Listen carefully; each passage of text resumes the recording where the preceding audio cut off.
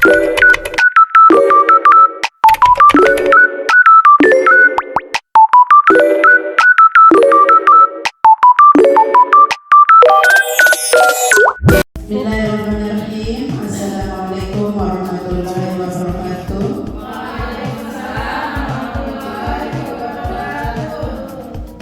Selamat siang.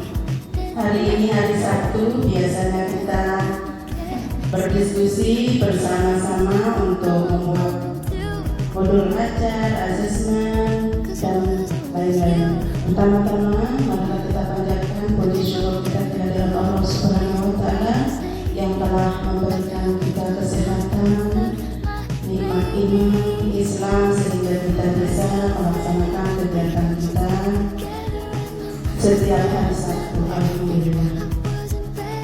Selawat serta salam kita lakukan kepada Nabi besar Muhammad Sallallahu Alaihi Wasallam dengan bacaan salawat Allahumma salli ala sayyidina Muhammad wa ala ali sayyidina Muhammad.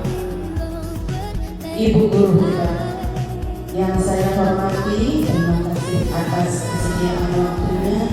Walaupun ibu-ibu banyak kegiatan di rumah, tapi alhamdulillah tetap hadir di sekolah kita ini. Untuk presentasi saya di tahun pelajaran ini adalah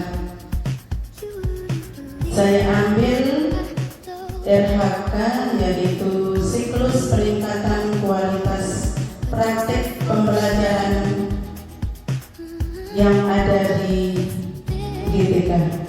Presentasi saya pertama, kenapa saya ambil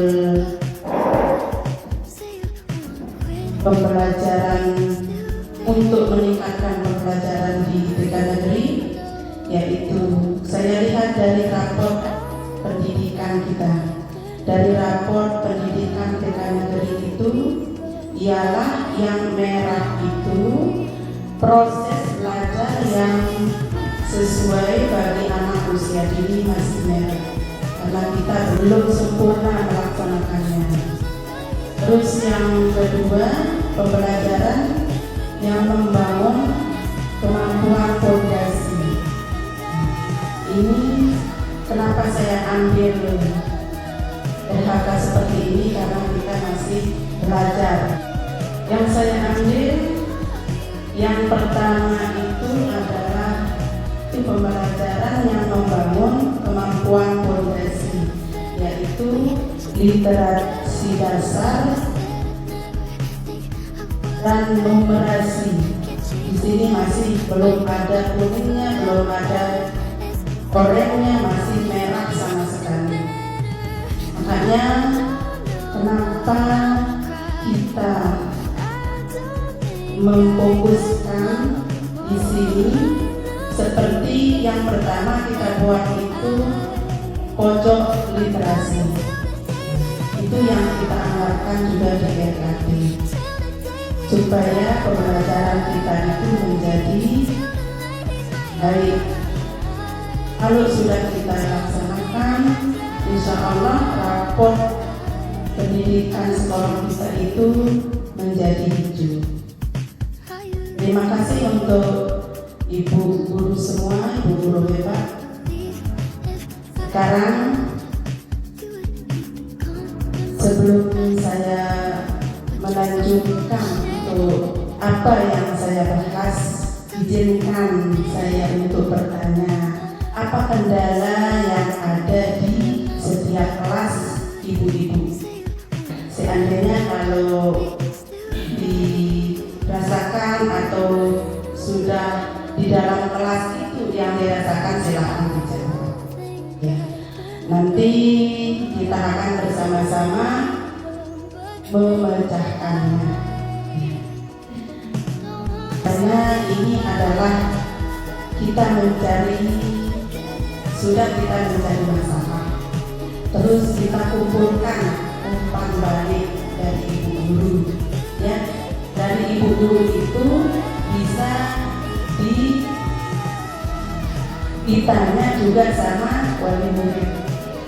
Terus di sini kita akan menyelesaikannya. Apa permasalahan yang Anda lakukan di dalam kelas? Mungkin cara pembelajaran ibu guru di dalam kelas supaya anak-anak itu menjadi betah atau menjadi merah untuk belajar di dalam kelas tersebut. Nah, sekarang bagaimana cara kita untuk pertanyaan ini? Apakah saya tunjuk namanya atau mengangkat tangannya? Nah, misalnya saya bertanya atau angkat tangan atau saya tunjuk.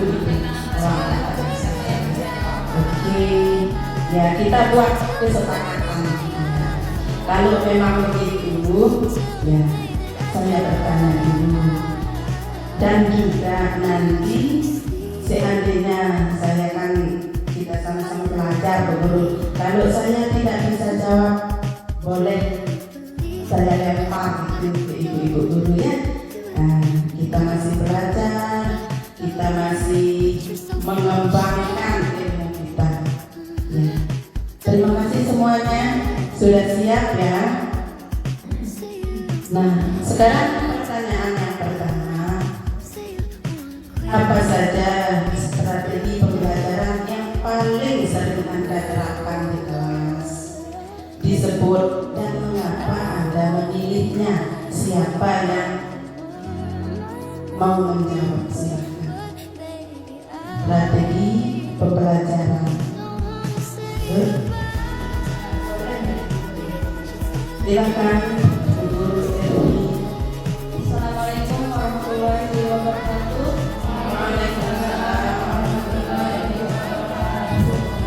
Baik, saya mungkin akan menjawab pertanyaan dari Ibu kepala sekolah.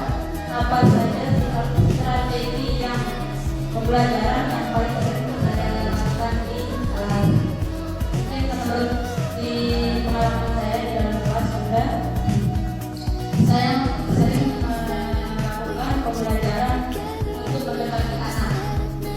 Terlebih dahulu mendekati anak, mendengarkan apa yang ingin diceritakan sama anak, memberikan kesempatan anak untuk mengeluarkan pendapatnya.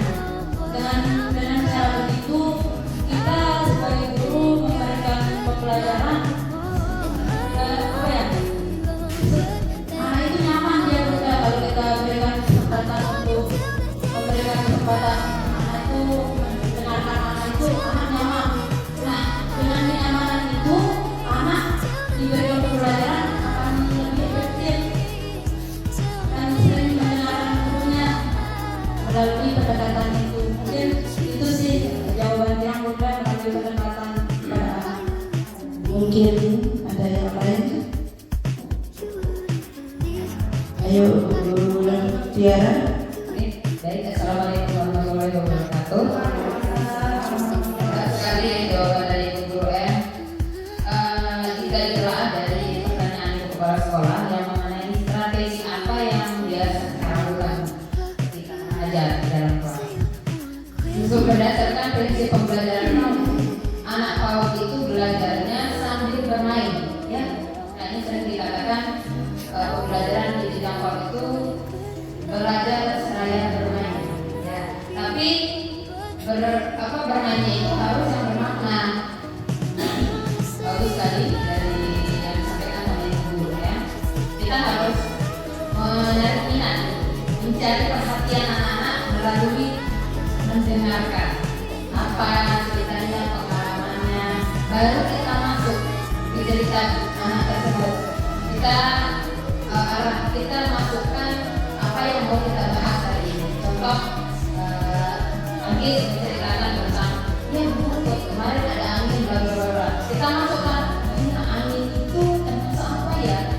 Nah, jadi dari situ kita bisa menyimpulkan bahwa strategi yang kita gunakan ini berbasis pengalaman serta berbasis cerita. Ya, dari strategi itu kita bisa mempersiapkan metode pembelajaran yang sesuai dengan apa yang sudah kita pancing dari anak-anak tersebut. Mungkin hanya itu saja yang bisa saya tambahkan. Mungkin ada yang lain, sudah? Kita lanjut dengan pertanyaan yang kedua, mungkin masih sama. Bagaimana Anda memilih strategi pembelajaran yang sesuai dengan kebutuhan perkembangan anak di kelas Anda? Apakah sama pertanyaan tadi dengan yang ini? Atau kita lanjut, atau ada yang bisa menjawab? Ya. Terus dengan yang ketiga, apa metode pembelajaran yang paling efektif untuk anak usia dini menurut Anda? Metode sama dengan yang tadi, ya. Karena metode dengan strategi itu berbeda, ya.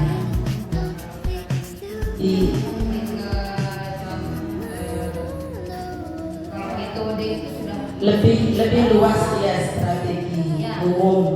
Kalau metode itu, ini namanya ya. Nanti yang rincikannya strateginya. Terima kasih. Dan yang selanjutnya mungkin ini, dalam era digital ini, bagaimana Anda memanfaatkan teknologi dalam proses pembelajaran di kelas Anda? Bagaimana? Apakah ibu-ibu memanfaatkan teknologi seperti laptop atau HP? Ya, silakan memakai gambar-gambar. Tapi karena ini di era digital, ibu guru harus bisa. Silakan, siapa yang bisa? Bu guru lain silakan. Assalamualaikum warahmatullahi wabarakatuh. Tadi pertanyaannya bagaimana cara kita memanfaatkan era digital pada saat ini. Oke. Dulu biar anak tidak bosan belajarnya cuma menulis atau memakai gambar, kita juga bisa menggunakan media laptop. Ya, di sini kita menggunakan media laptop. Kenapa? Karena biar anak tidak bosan, tidak jenuh. Karena kalau kita menggunakan laptop, anak bisa melihat secara langsung, bisa mendengar secara langsung apa topik atau yang kita putarkan pada saat itu. Dari situ kan anak lebih tertarik untuk rasa ingin tahunya lebih tinggi karena melihatnya secara langsung. Dari situ anak bisa bertanya, anak bisa mengeluarkan pendapatnya. Oke, seperti itu. Terima kasih Bu Guru Mai. Ayo, mungkin ada yang menambah lagi. Mungkin bisa pakai HP,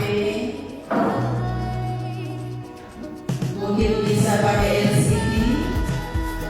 Ayo, Bu Guru Lis, mungkin. Assalamualaikum warahmatullahi wabarakatuh. Saya mau menyampaikan dari Ibu Mai. Tadi sudah disampaikan sama beliau, kita mungkin banyak saat ini kita mengikuti zaman yang seharusnya kita lebih pintar dari anak-anak. Apalagi anak sekarang itu sangat pintar sekali menggunakan elektronik yang sekarang ini. Nah, jadi supaya anak yang tadi sudah dijelaskan oleh Ibu Mai, kemungkinan banyak kita menggunakan HP. Kalau laptop itu anak-anak jarang menggunakannya di rumah. Sering anak-anak itu menggunakan HP. Jadi sebanyak mungkin juga kita saat di sela waktu belajar kita menggunakan HP sesuai dengan topik yang kita bahas di saat itu.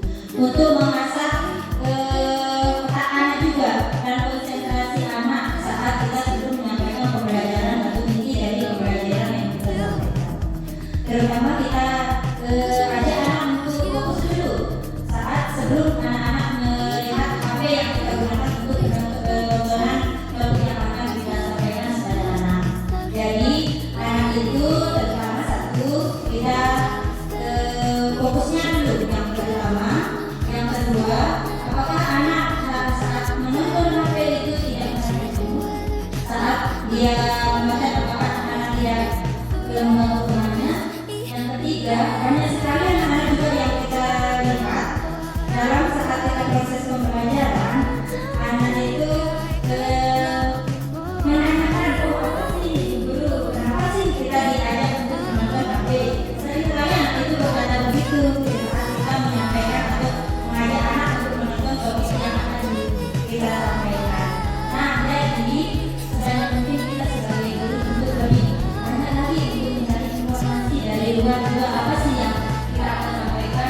bersama anak-anak untuk menjawab pertanyaan anak-anak yang berbagai macam pertanyaan dari segi materi yang kita sampaikan pada anak. Jadi HP itu juga sangat berguna sekali bagi anak-anak selain laptop untuk disampaikan pembelajaran.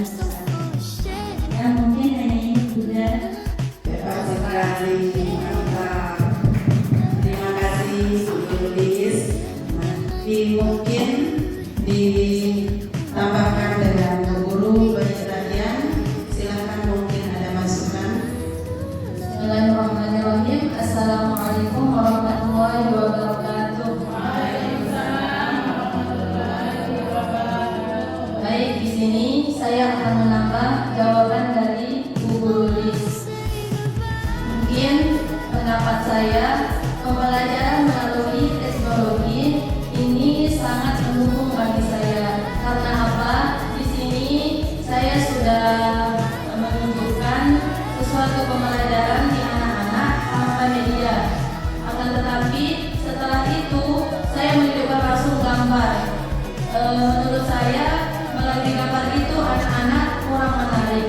Terus setelah pembelajaran yang kedua saya menunjukkan teknologi ini secara langsung dengan mendengarkan ke anak-anak. Misalnya di saat mendengarkan pembelajaran yang melalui musik dirama, karena kalau tanpa musik mungkin anak-anak tidak terlalu menarik gitu udah.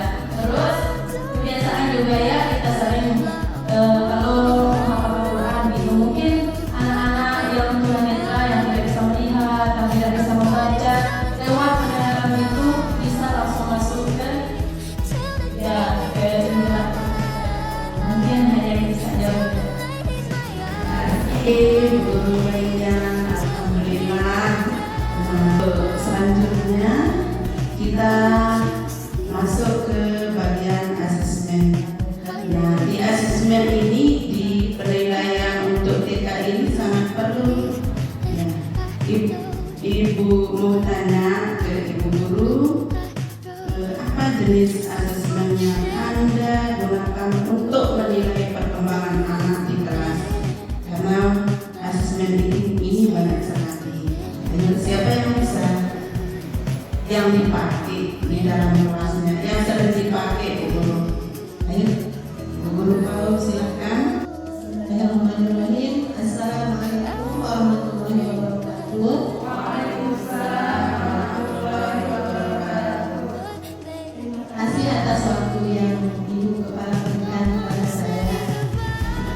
Ini saya akan menjawab asesmen yang kita gunakan di dalam kelas itu. Kami biasa di sini menggunakan 4 asesmen atau penilaian. Yang pertama yaitu penilaian foto berseri, yang kedua hasil karya, yang ketiga anekdot, dan yang keempat checklist. Semuanya dipakai setiap hari atau berapa kali memakai penilaian tersebut? Di sini saya tidak menggunakan 4 penilaian itu dalam satu hari, tetapi kadang saya mengambilnya 2, yaitu penilaian hasil karya sama foto berseri. Terus apakah ada kendala waktu membuat penilaian tersebut? Mungkin Bu Guru, kendala waktu membuat penilaian tersebut mungkin ada kendalanya atau bagaimana? Alhamdulillah dalam penyelesaian penilaian semuanya tidak ada kendala. Terima kasih Ibu Guru hebat. Ya, tepuk tangan. Pertanyaan tinggal satu mungkin berebutan. Hal apa saja yang Anda merasa puas dalam terlaksananya pembelajaran yang efektif? Oh, banyak, mantap. Oh, semua. Ya, pertama Bu Guru Lilis hebat sekali. Terima kasih. Terima kasih atas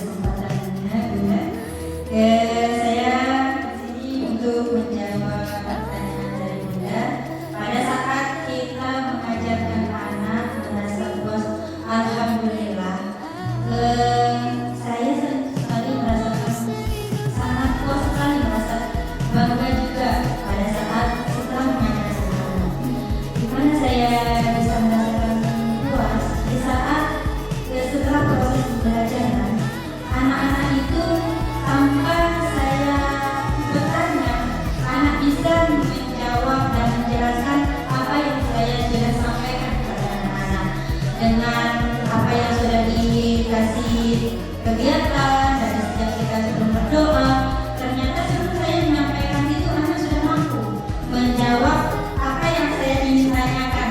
Jadi saya merasa bangga sekali walaupun anak itu tidak rentan sekali untuk mengatakan bisa mampunya, tapi dengan cara anak bisa menjawab itu merasa saya itu sangat bangga. Oh berarti pada saat ini saya proses pembelajarannya alhamdulillah anak-anak didik saya bisa mengerti atau memahami apa yang sudah saya sampaikan. Jadi itu yang membuat kita merasa bangga mungkin ya sebagai guru bisa mendidik anak dalam proses belajarnya. Bukan untuk saat itu saja, tapi mungkin untuk kelanjutannya, untuk maju kita untuk sebagai guru untuk lebih semangat lagi seperti apa yang anak-anak kita kasih kita semangat untuk mengajarkan kepada anak-anak. Mungkin hanya itu Bunda. Terima kasih. Hebat sekali, panjang sekali. Ayo, Bu Guru Erni. Terima kasih Bunda kesempatannya untuk menjawab. Ketika saya merasa puas di dalam kelas pada saat semua kegiatan pembelajaran sudah terlaksana, gitu. Dan setelah itu hijaban Ibu Rulis juga menjawab pertanyaan ini Bunda. Mungkin semua terlaksananya kegiatan pembelajaran itu sudah terlaksana. Itu sih tempat yang merasa puas pada saat pembelajaran. Dan di akhir pembelajaran kan kita mengulang kecuali pada saat kita menanyakan apa saja kegiatan anak pada saat itu, anak sudah mampu menjelaskan dari kegiatan awal anak bisa mampu menjawab pertanyaan dari tiap itu sudah memberikan kebanggaan tersendiri untuk yang muda. Mungkin hanya itu sih jawaban yang mudah. Terima kasih Bu Guru Erni. Mungkin dari Bu Guru Tiara silakan untuk memaparkan pengalaman pembelajarannya yang merasa puas dalam mendidik anak. Baik, terima kasih Bapak Kepala sudah memberikan saya kesempatan untuk menyampaikan pendapat. Dari pengalaman saya sejauh ini dari 2009 yang menjadi tantangan dan saya anggap berhasil dalam mendidik anak-anak itu saat membimbing anak-anak yang memiliki kemampuan yang luar biasa. Bukan hanya anak yang luar biasa yang dikatakan anak luar biasa seperti yang Down syndrome yang seperti itu. Tapi ada satu ketika saya memiliki anak peserta didik yang mengalami masalah tentang kepribadian, masalah keluarga. Itu sangat berdampak kepada tumbuh kembang anak tersebut. Mulai dari tingkahnya yang selalu mengganggu teman, tidak menghargai pendapat teman, dan yang paling parah mengatakan hal-hal yang tidak pantas dan tidak baik sesuai usianya. Nah, alhamdulillah dari 6 bulan bersama kita di sini menunjukkan peningkatan. Alhamdulillah anak tersebut berhasil melewati fase buruknya. Nah, di sanalah saya merasa bahwa pendidikan, bimbingan, arahan, dan dampingan dari saya dan rekan-rekan semua dikatakan berhasil. Tidak hanya memberikan materi di dalam kelas, tidak hanya memberikan mainan yang disukai, tetapi dengan kita merangkul, mendekati, memberikan kata-kata pujian di luar kelas, entah itu sedang makan, anak sedang senang dan sebagainya. Jadi ketika anak-anak sudah merasa nyaman, menyadari bahwa di keluarga saya tidak diakui, tapi di lingkungan sekolah diakui oleh guru-guru dan teman-teman, itu sangat membuat dampak yang baik untuk anak-anak. Jadi disitulah letak rasa bangga dan merasa itu keberhasilan yang pertama yang saya capai. Mungkin hanya itu yang dapat saya sampaikan. Terima kasih Bu Guru Tiara atas penjelasannya. Ya, karena kita namanya dalam mendidik anak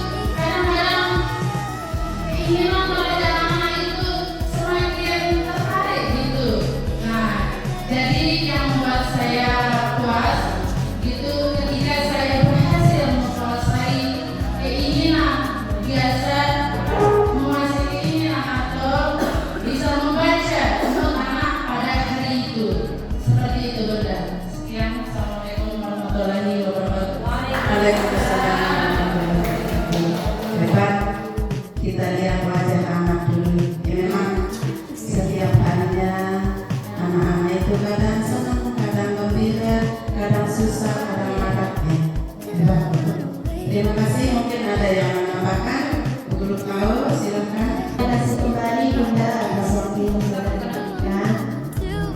Kebetulan tadi juga jawaban saya hampir mirip sama jawabannya Bu Lala. Di sini saya ingin menambahkan sedikit bagaimana kita sebagai seorang guru itu dikatakan puas. Pertama dalam proses pembelajaran, ketika anak-anak didik kita ikut andil dalam proses pembelajaran tersebut, ikut aktif melaksanakan apa yang akan kita laksanakan, itu rasanya bangga sekali kita sebagai seorang guru. Karena anak-anak itu bisa dia fokus, oh guru hari ini yang mengajar kita ini berarti kita harus begini.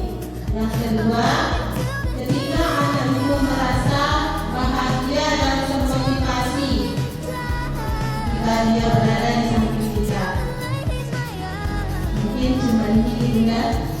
Ya, assalamualaikum warahmatullahi wabarakatuh. Hebat, tepuk tangan untuk kita. Mantap. Terima kasih Ibu Guru, sudah banyak sekali yang diutarakan tentang pembelajaran kita di dalam kelas. Boleh saya lanjut sedikit ya untuk menjelaskan tentang strategi yang kita pakai di dalam mendidik anak kita. Kita sama-sama menjelaskan sedikit ya. Nah, di dalam pembelajaran di TK itu, kenapa ya? Karena di TK itu anak belum bisa ya. Pembelajaran itu harus bermain melalui permainan. Makanya kita sebagai guru itu membuat strategi bagaimana cara kita untuk mengajar anak, bukan mengajar, mendidik kalau itu. Bukan mengajar, tapi mendidik sambil kita merangkul anak. Sudah kenal semua tadi apa yang Ibu katakan.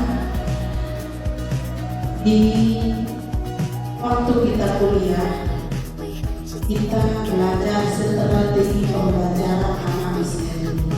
Di sana itu banyak sekali ya strategi kita, yaitu strategi pembelajaran anak usia dini itu adalah bertujuan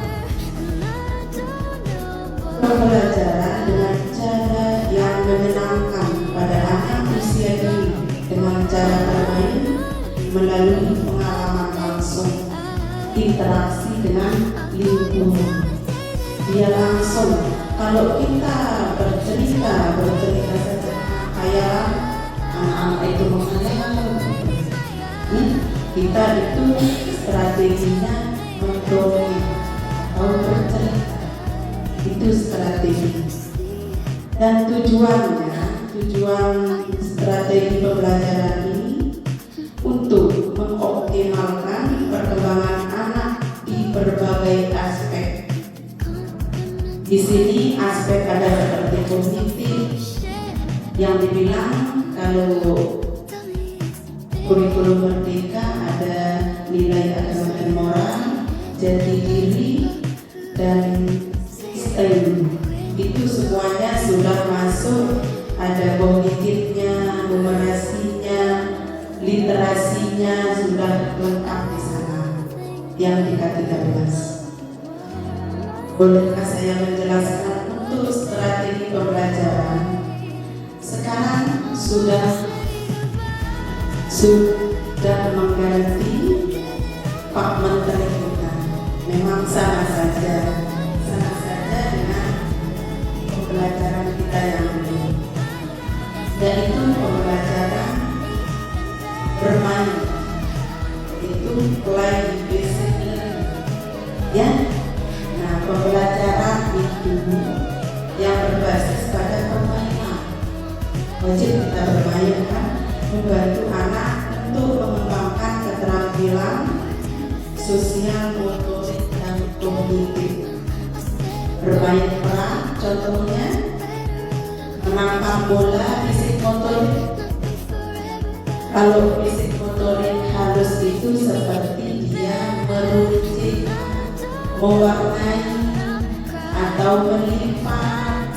Itu maksudnya melalui permainan, namanya play basic learning. Dan pembelajaran yang berbasis project basic learning. Pembelajaran berbasis proyek melibatkan anak dalam menyelesaikan proyek. Seperti kalau kita misalnya di tema atau topik membuat rumah, kita bisa pakai balok atau kita bisa pakai Lego. Dan juga di topik anak-anak, kita bisa mengajak anak untuk bercocok tanam. Dia langsung membuat proyek. Nah, itu pembelajaran, strategi pembelajaran kita di anak usia dini macam-macam, supaya anak itu tercapai apa yang kita inginkan, kita merasa puas sebagai guru. Dan yang selanjutnya, penggunaan konsep teknologi atau deep learning. Pembelajaran teknologi, kita bisa memakai laptop atau HP. Di HP itu ada katanya AI. Nah, anak-anak bisa bermain game. Dia juga mewarnai, di sana bisa dia pakai tangannya sendiri, dia mewarnai di dalam, dan juga menulis, dia bisa menulis di HP tersebut. Tapi kita ya di laptop itu. Nah, sekarang itu sudah zaman canggih. Mungkin anak-anak itu lebih bisa dari kita. Dia sudah bisa mencari apa permainannya, dan dia sudah mengerti teknologi AI. Kalau kita di TK mungkin belum. Kalau di SD, SMP yang maju sudah dia memakai, terus dia nampakkan di layar seperti ini. Dia menulis di sana. Mungkin itu yang dibilang deep learning untuk mencapai masa emas anak-anak kita nanti. Selanjutnya, strategi pembelajaran kemandirian. Di sini banyak yang kita tanamkan. Di kemandirian ini seperti dia bisa pasang sepatu sendiri, dia bisa pakai baju sendiri, dan juga ibu guru kecil sekali ya, mungkin dikasih ini buku tabungannya, dia bisa harus naruh sendiri di kelasnya. Kita mengajarnya seperti itu, Bu Guru. Memang sepele kelihatannya, tapi itulah pembelajaran anak usia dini. Nanti di dalam kelas itu anak-anak bisa dia menaruh sendiri, jangan kita taruhkan seperti yang dibilang sama Menteri sekarang itu 7 kebiasaan. Kalau kita membiasakan anak-anak, dia akan terbiasa. Misalnya dia taruh tas, dia taruh sepatu di rak, dia bisa menaruh kerjaan setelah dikerjakan, dia bisa sendiri semua, tergantung kebiasaan ibu guru.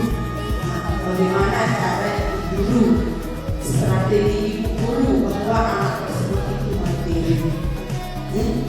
Itu memang yang sepele,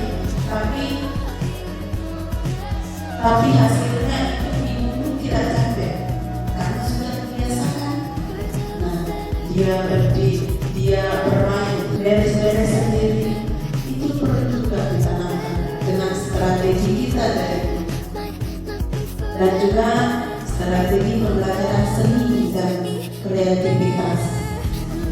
Di dalam seni dan kreativitas ini menggunakan, ada juga seni menyanyi, menggambar, mewarnai. Nah, ibu guru juga, karena apa yang kita bilang anak-anak itu banyaknya, karena banyak karakter anak itu ada di kelasnya guru. Kalau anak tidak bisa mungkin untuk ngomong, tapi dia menulis, dia membaca, itu kita gali dia, tapi kita tetap untuk merangsangnya untuk ngomong, berikan dia kesempatan dulu.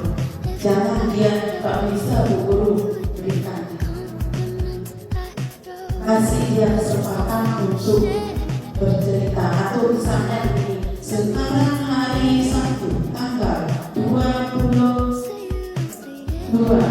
bulan Februari tahun 2025, itu diulang dulu supaya dia berani untuk mengeluarkan katanya itu. Suruh dia, pancing dia Bu, jangan sampai hilang apa yang dia yang kita harapkan itu. Suruh dia. Ada memang murid yang kayak itu, tapi karena kita mengembangkan semua karakter, semua pembelajaran di TK ini, kita pancing dia. Jangan kita biarkan dia sampai dia tamat, dia tidak bisa. Pokoknya bagaimana cara kita supaya anak-anak tersebut itu bisa semuanya. Pasti ada yang menonjol, tapi kita sebagai guru untuk melakukan tersebut. Dan juga strategi pembelajaran cerita dengan dongeng. Ada juga anak-anak suka sekali dengan dongeng, apalagi kita ceritakan dia itu kita ceritakan bahwa aktivitasnya itu, saya punya murid yang ada ini kan sebetulnya bisa dia untuk berbicara atau menyebutkan angka, pokoknya disanjung dia. Jadinya kadang-kadang anak itu, saya itu guru, kalau begitu silakan ngancing dia untuk bercerita atau pengalamannya di rumah sebelum berangkat ke sekolah atau sebelum tidur di rumah. Itu mungkin untuk memancing dia berbicara. Silakan waktu sebelum ibu-ibu mengerjakan pekerjaan tugas inti itu, biarkan anak itu bercerita, tapi jangan merepot. Ya, buatkan dia jadwal supaya dia berani. Kalau dia ceplos-ceplos tidak ribut menghasilkan. Ya, nah itu cara kita bercerita dengan dongeng. Dongeng itu juga dia bisa pakai, ada boneka atau apa kan dia pakai yang kertas-kertas dibuat buat gambar, bisa untuk menarik daya imajinasinya itu. Karena anak itu masih polos untuk diberikan seperti itu. Dan yang terakhir, pembelajaran visual dan alat peraga. Visual itu jadi anak baru dia tunjukkan. Kadang ada di cerita itu guru kita membuat cerita bergambar. Cerita bergambar itu seperti Nana tadi pagi bangun pagi. Terus yang kedua, Nana langsung mandi sendiri. Gambar lagi. Dia lanjut gambar bersih. Tertarik sekali itu ya. Bisa ibu-ibu guru pakai kertas itu, coret-coretan itu bisa. Nah, itu strategi kita di dalam mengembangkan pembelajaran di dalam kelas supaya anak-anak itu tidak jenuh. Ya, itu strategi kita, metode kita untuk menarik anak untuk belajar yang baik. Dan itu kita saling mendidik, bukan dia belajar ini berbalik, bukan begitu. Kalau dididik perlu kita bisa itu pembelajaran. Kita lanjut sedikit ya kalau hasil karya. Kalau yang sudah ibu kasih tahu ya apa itu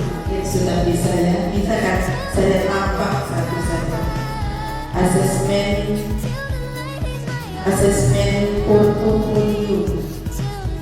Terakhir, kalau portofolio itu hasil semua penilaian, entah dia waktu bercerita, entah dia waktu mengerjakan puzzle, semuanya disatukan jadi satu.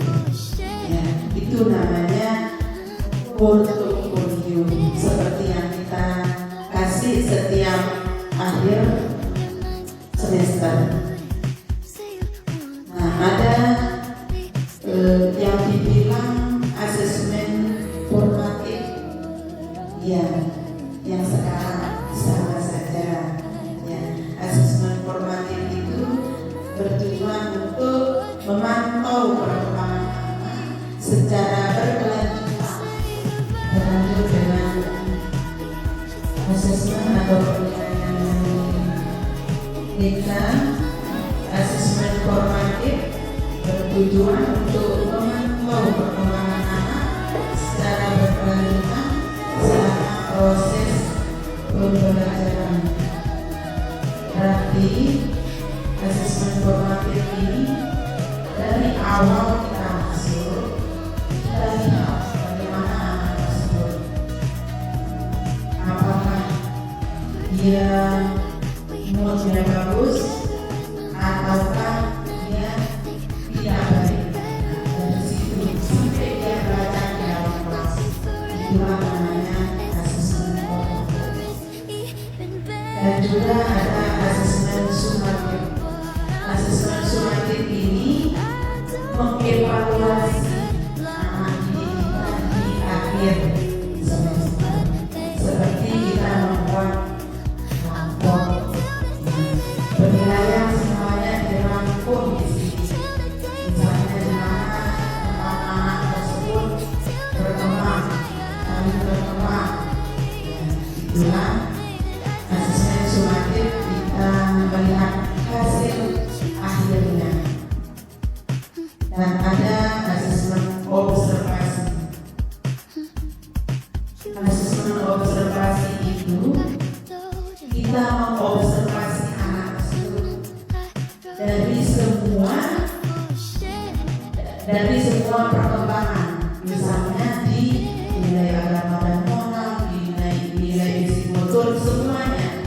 Kalau observasi, karena kita sudah lihat observasi, oh mama ini dia begini, mama ini dia begini. Tetap kalau dia penilaian checklist itu sudah kita tulis. Misalnya anak ini sudah dapat membuat namanya sendiri. Jadi kita checklist. Kalau observasi, kita lihat dari awal observasi banyak sekali, karena mirip-miripnya penilaian yang ada di kita ini, kita nanti di akhir asesmen.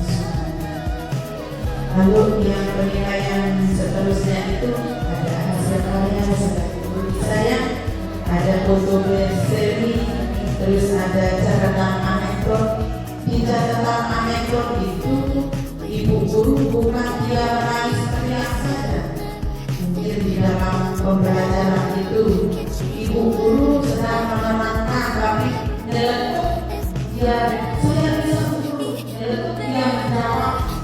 Dia tidak pernah menjawab, tapi di hatinya dia bisa menjawab.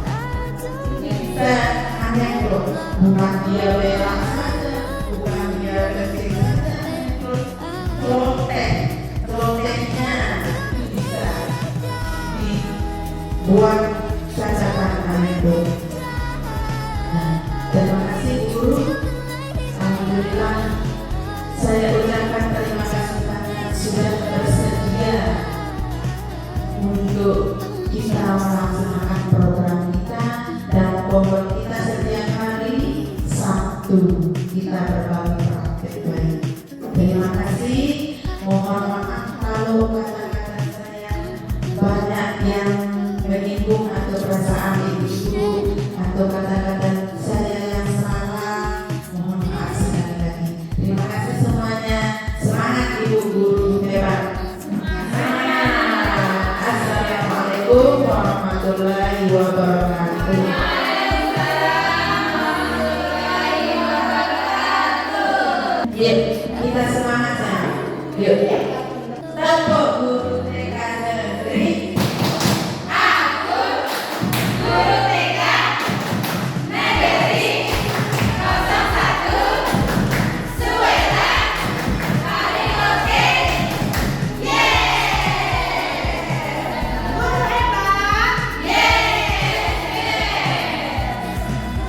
Terima kasih semua.